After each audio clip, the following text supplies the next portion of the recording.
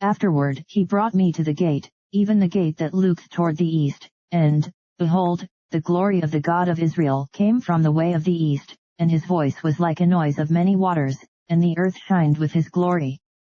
And it was according to the appearance of the vision which I saw, even according to the vision that I saw when I came to destroy the city, and the visions were like the vision that I saw by the river Chebar, and I fell upon my face. And the glory of the Lord came into the house by the way of the gate, whose prospect is toward the east. So the Spirit took me up, and brought me into the inner court, and, behold, the glory of the Lord filled the house. And I heard him speaking unto me out of the house, and the man stood by me. And he said unto me, Son of man, the place of my throne, and the place of the soles of my feet, where I will dwell in the midst of the children of Israel forever, and my holy name, shall the house of Israel no more defile, neither they, nor their kings, by their whoredom, nor by the carcasses of their kings in their high places. In their setting of their threshold by my thresholds, and their post by my posts, and the wall between me and them, they have even defiled my holy name by their abominations that they have committed, wherefore I have consumed them in mine anger. Now let them put away their whoredom, and the carcasses of their kings, far from me, and I will dwell in the midst of them forever. Thou son of man, shew the house to the house of Israel, that they may be ashamed of their iniquities, and let them measure the pattern.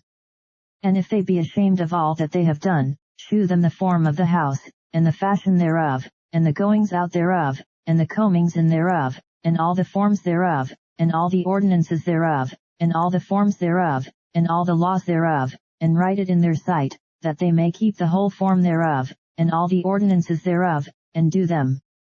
This is the law of the house. Upon the top of the mountain the whole limit thereof round about shall be most holy. Behold, this is the law of the house. And these are the measures of the altar after the cubits. The cubit is a cubit and an hand breadth, even the bottom shall be a cubit, and the breadth a cubit, and the border thereof by the edge thereof round about shall be a span, and this shall be the higher place of the altar. And from the bottom upon the ground even to the lower settle shall be 2 cubits, and the breadth 1 cubit, and from the lesser settle even to the greater settle shall be 4 cubits, and the breadth 1 cubit. So the altar shall be 4 cubits, and from the altar and upward shall be 4 horns. And the altar shall be 12 cubits long, 12 broad, square in the 4 squares thereof. And the settle shall be 14 cubits long and 14 broad in the 4 squares thereof, and the border about it shall be half a cubit, and the bottom thereof shall be a cubit about, and his stairs shall look toward the east. And he said unto me, Son of man, thus saith the Lord God, these are the ordinances of the altar in the day when they shall make it, to offer burnt offerings thereon, and to sprinkle blood thereon.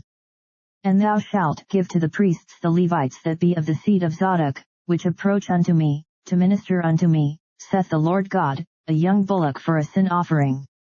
And thou shalt take of the blood thereof, and put it on the 4 horns of it, and on the 4 corners of the settle, and upon the border round about, thus shalt thou cleanse and purge it. Thou shalt take the bullock also of the sin offering, and he shall burn it in the appointed place of the house, without the sanctuary.